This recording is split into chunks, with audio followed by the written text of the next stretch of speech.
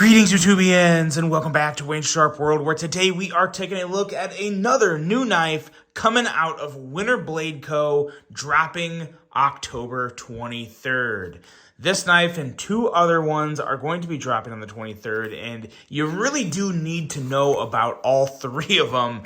And I'm really struggling. I've been going back and forth lately on just which one is my favorite model here, because every one is very unique, very much true to the Winter Blade Co. style, design language, so to say. And of course, with that unique innovation and fidget factor, some really good stuff going on at Winter Blade Co. This one here is the Veyron. Now, before I go any further into this review, I want to thank you guys for tuning in today. If you like what you see, please do me a huge favor. Hit that subscribe button, follow along, and I will continue to bring you the content. Now, let's take a look at some overall specs on this knife right here. We have an overall length coming in at 8 inches with a blade length of 3.25 inches and a blade thickness at 128 thousandths. Blade material on this guy, CPM 20CV with a, it's kind of like a sheep's foot / Warncliffe style blade. Let's get this stuff out of here real quick. We're going to go with we're going to call this a Warnfoot style blade. A very nice full flat grind. Handle length coming in at 4.75 inches. G10 for this version, but there's also going to be some titanium variants too that look pretty stinking sick. Locking mechanism on this is the J-Lock, which is a kind of a crossbar lock and a spine lock. So some cool stuff going on there. User of a left or right hand tip up carry. I love that Brian's doing this because there's not a lot of times you see knives this different and unique come with a left and right hand option. So it's really nice that this clip goes lefty. So lefty's your choice. This is fully ambidextrous. This one, with the type of lock this is, it functions the exact same way regardless of what side of the clip is on. So that's very, very nice. Weight coming in at 5.1 ounces. As I've said before, all Winter Blade Co. knives are designed by Brian Winters, and this one here is technically the most affordable one of the three that are going to be dropping. This one here, this exact version is coming in at $250. Keep in mind the titanium versions, with obviously, you know, titanium scales, all that good stuff, those are going to be coming in at $330, and they're going to weigh a little more too. I think like 5.6, 5.7 ounces. But yeah, there's your specs. And let me tell you, this is somewhat of a beast of a blade here. We'll take a quick look at what else it comes with. Obviously, the packaging, you do get your certificate of authenticity, and it comes with a magnet. I really like that. Let's bust it out here. I mean, every knife comes with stickers, but not many knives come with a magnet, which really, you know, it just falls really nice in line with the brand that Brian has put in place and done such a good job with. So there's that, and then it does come with a rather nice, very nice pouch there, and of course a cloth, nice soft inside. So yeah, premium packaging. I'll give them 2 thumbs up there in the packaging department.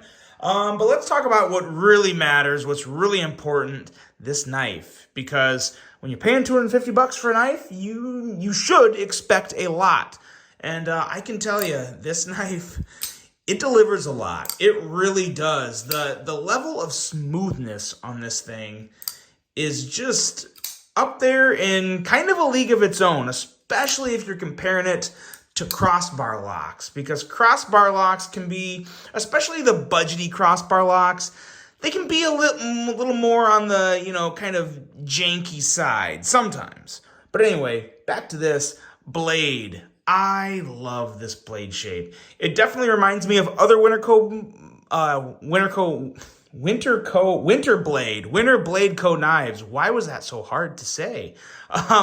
Has that same language, but I like the way it kind of sticks out. Usually, I'm complaining about something like this. Usually, I prefer a blade to really mesh and just blend in with the handle. This one doesn't. It really kind of sticks out. But you know what? It kind of gives you a choil there to work with. It gives the knife more of a distinguished look. And it's not ugly. It's definitely different. It's definitely futuristic.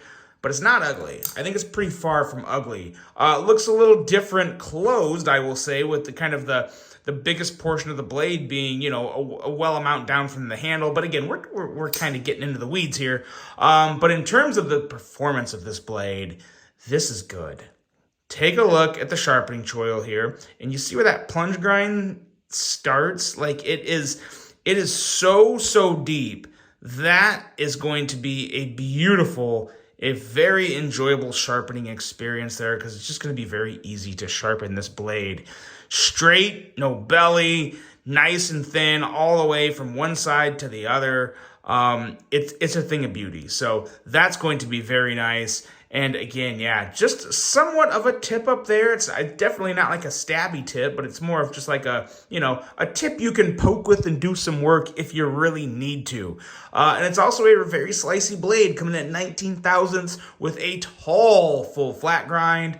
Look at the geometry on that guy. This thing is a slicer of slicers. So very nice blade. As you already saw, the blade cutout, very nice. And the middle finger flick on this, it's a different type of smooth.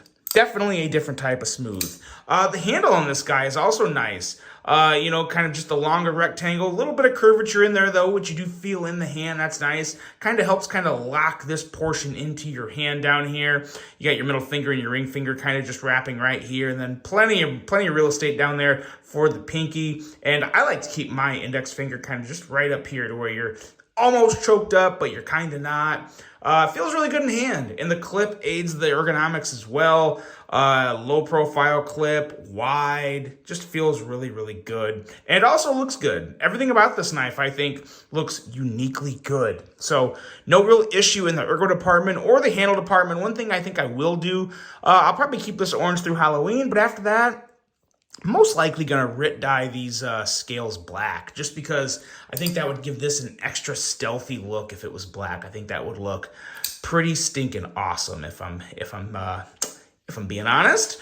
So yeah, good stuff going on there. But then yeah, what really separates this knife, it is the action. And I've already said it, but I'm gonna say it again. It's just crazy smooth. Whether you want to use the kind of the spine, the J-lock, we'll call it.